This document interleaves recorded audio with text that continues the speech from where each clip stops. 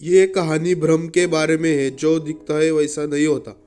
एक दिन एक संत प्रातः काल भ्रमण के हेतु से किसी समुद्र के तट पर पहुंचते हैं। संत का ध्यान वहां पर एक पुरुष पर गया। वह पुरुष एक स्त्री की गोद में सर रखकर सो रहा था।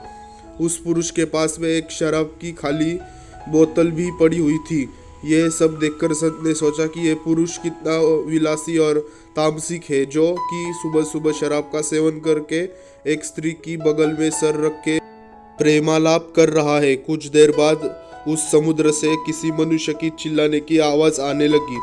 वो मनुष्य समुद्र में डूब रहा था, इसलिए वो बचाओ बचाओ ऐसे चिल्ला रहा था। उस संत ने ये सब देखा, फिर भी वो कुछ नहीं कर पाया क्योंकि उसे तैरना नहीं आता। संत बिना कुछ बोले वही खड़ा रहा और वो सब देख रहा था।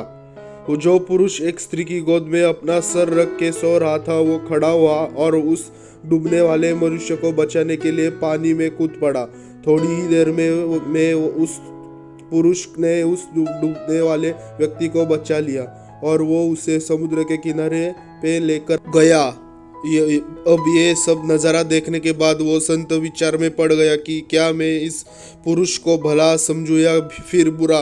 संत उस पुरुष के पास जाते हैं और उनसे पूछते हैं कि भाई तुम कौन हो, यहाँ पर तुम क्या कर रहे हो। उस पुरुष ने जवाब दिया कि मैं एक मछुआरा हूँ, मैं मछली पकड़ने का काम करता हूँ। आज की कई दिनों बाद मैं प्रातः काल समुद्र में से मछली पकड़ने के लिए बाद जल्दी यहाँ पर आराम करने के लिए लौटा हूँ। मेरी माँ मुझे लेने के लिए आई है और उसको कोई दूसरा बर्तन न मिलने के कारण वह इस मदिरा की बोतल में पानी भरकर मेरे लिए आई है। मैं कई दिनों की यात्रा से काफ़ी थक गया था और इस भोर के सुहावने मौसम में ये पानी पीकर अपनी थकान कम करने माँ की गोद में सो गया।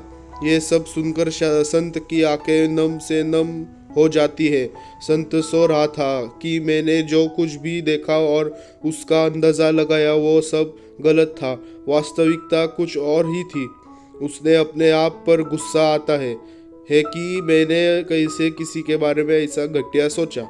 इसलिए हमें किसी भी निर्णय लेने से पहले उसके बारे में 100 बार सोचना चाहिए और अच्छे से सोच समझकर ही फैसला लेना चाहिए, क्योंकि कभी कभी हम फालतू के भ्रम में होते हैं और वो ऐसे भ्रम में आकर हम गलत फैसला ही कर लेते हैं।